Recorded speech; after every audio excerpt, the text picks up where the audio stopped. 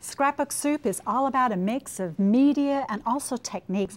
And Tanya Lutz is here from Faber-Castell with this great project. And this is a lot of different techniques in this project. And you're going to show us a little bit about each one, right, Tanya? Exactly. So it's really bringing a lot of color in and mixing mediums. It's really going to be fun. All right. Now, we're going to start with rubber stamping. Yes. So what we're going to do is actually I'm going to show how you can use this India ink marker on a stamp. So it's instead of a stamp pad, it's nice that you can actually, we're going to blend colors, and they are actually very inky, as you'll see. You can really, really nice durable nib. And I know India ink, it's archival, it's light fast, and it's also waterproof, which is really nice when we're working with. And there's no odor too, which is really nice when you're working with it. Oh, and that was so quick. Yeah, and you can see it's a very wet medium. There's the that's pretty. Stamp. Isn't that fun? That's fun. So it's really nice to be able to blend the colors and combine colors all in one stamp. You can really control it nicely. Okay. Now, how are we going to clean this after we finish stamping? Yeah, you can actually just use soap and water. It is permanent when it's dry, so you may see a little bit of residue, but it won't come off on your project. Clean it up pretty quickly, right? Yes.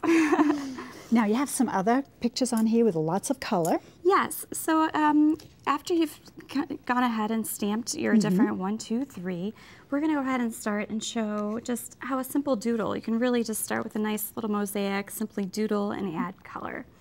So we'll start with this. And you used a fine tip pen for doing the doodling to start with? Yes, I just started with an India ink pen, which is well, it's important, again, because then it is waterproof.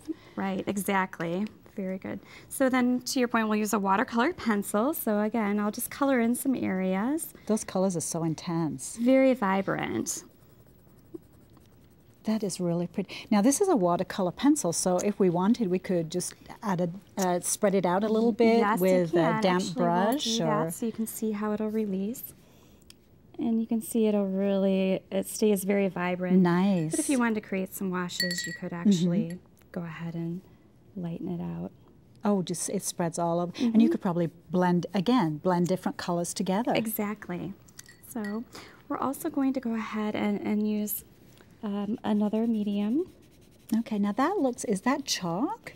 It works just like a chalk. It's a pastel, but it's a little easier to control with this technique. You can actually write in it, fill in details. Yeah, because you have a nice point. Exactly. So it does blend too. You can use your finger or a blending tool to blend in cotton details. swab, or even a little sponge or something. So here I have a piece where you've just added more color. So again, it's all about just bringing color in different mediums. I'll move over to this one. The hearts. We all love hearts, don't we? We do.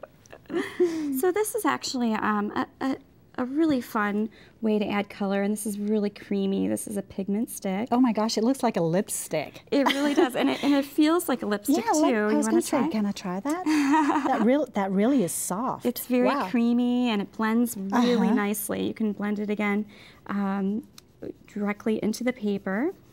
And it's also, you can add water to it too, which we'll do here. You can see, you can go all the way up. Lots of different colors. Yeah, it's a really nice way to lay down color in a lot of different effects. Very light, very dark. And I like the way the colors of these different pens are put together, because they're all in a color family. Yeah. So we don't have to make any decisions about, well, should I get this green or this blue done for us? It makes it very easy for you, a nice color collection to work with. Here again, you can see using, again, another nice way to add color in.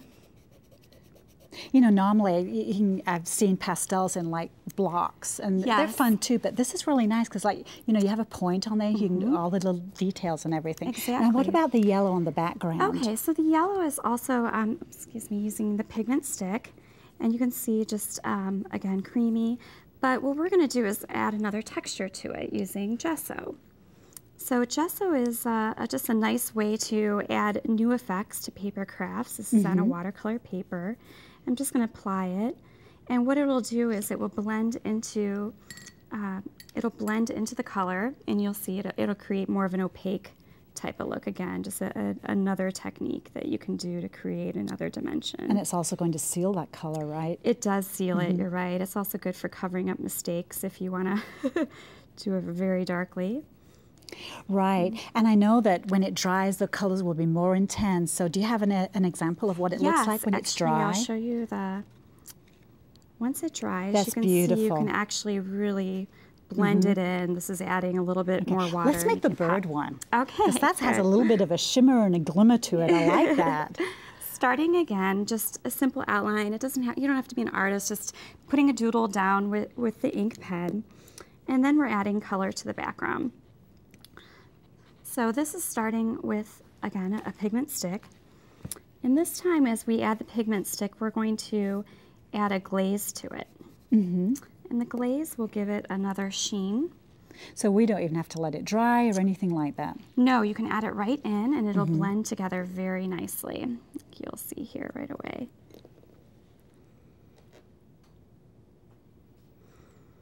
So you can see the glaze is actually now tinted.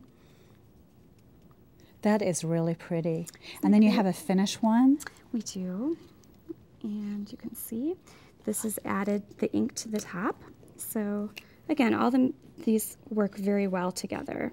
Really pretty. Tanya, we only have a few seconds left, so let's have a look at the last one, which we have over here with the flowers on this beautiful page.